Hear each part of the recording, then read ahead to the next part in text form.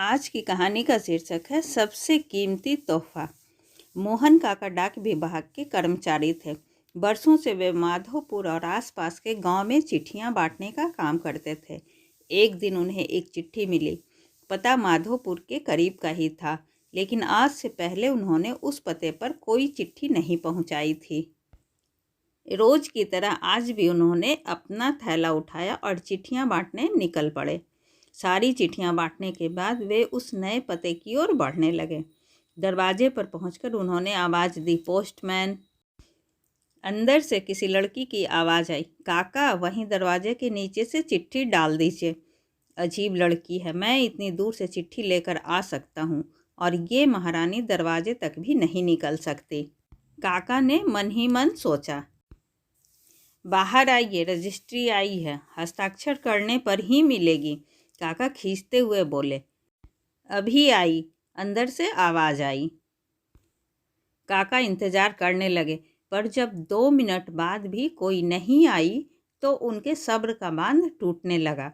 यही काम नहीं है मेरे पास, जल्दी करिए, और भी चिट्ठियाँ पहुँचानी है।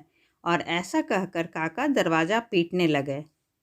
कुछ देर बाद दरवाज़ा खुला। सामने का दृश्य देखकर काका चौंक गए। एक 12-13 साल की लड़की थी जिसके दोनों पैर कटे हुए थे। उन्हें अपनी अधीरता पर बड़ी शर्मिंदगी हो रही थी। लड़की बोली, क्षमा कीजिएगा, मैंने आने में देर लगा दी। बताइए हस्ताक्षर कहाँ करने हैं। काका ने हस्ताक्षर कराए और वहाँ से चले गए। इस घटना के 8-10 दिन बाद काका को फिर उसी पते की चिट्ठी मिली। इस बार भी सब जगह चिट्ठियां पहुंचाने के बाद वे उस घर के सामने पहुंचे। चिट्ठी आई है, हस्ताक्षर की भी ज़रूरत नहीं है, नीचे से डाल दूं? काका बोले। नहीं नहीं, रुकिए, मैं अभी आई, लड़की भीतर से चिल्लाई। कुछ देर बाद दरवाज़ा खुला।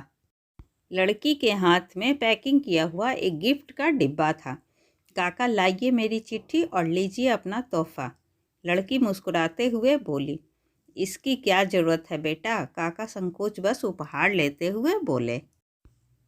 लड़की बोली, बस ऐसे ही काका, आप इसे ले जाइए और घर जाकर ही खोलिएगा।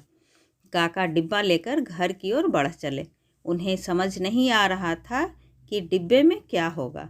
घर पहुंचते ही उन्होंने डिब्बा खोला और तोहफा देखते ही उनकी आंखों से आंसू टपकने लगे। डिब्बे में एक जोड़ी चप्पलें थी। काका बरसों से नंगे पांव ही चिट्ठियां बांटा करते थे, लेकिन आज तक किसी ने इस ओर ध्यान नहीं दिया था। ये उनके जीवन का सबसे कीमती तोहफा था। काका चप्पलें कलेजे से लगाकर रोने लगे।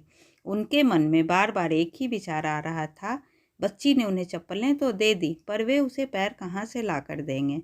आइए हम भी किसी के नंगे पैर की चप्पलें बने और दुख से भरी इस दुनिया में कुछ खुशियाँ फैलाएं। ऐसी ही अच्छी और ज्ञानवर्धक कहानी सुनने के लिए प्लीज़ आप मेरे चैनल को सब्सक्राइब ज़रूर करें। तब तक के लिए बाय बाय।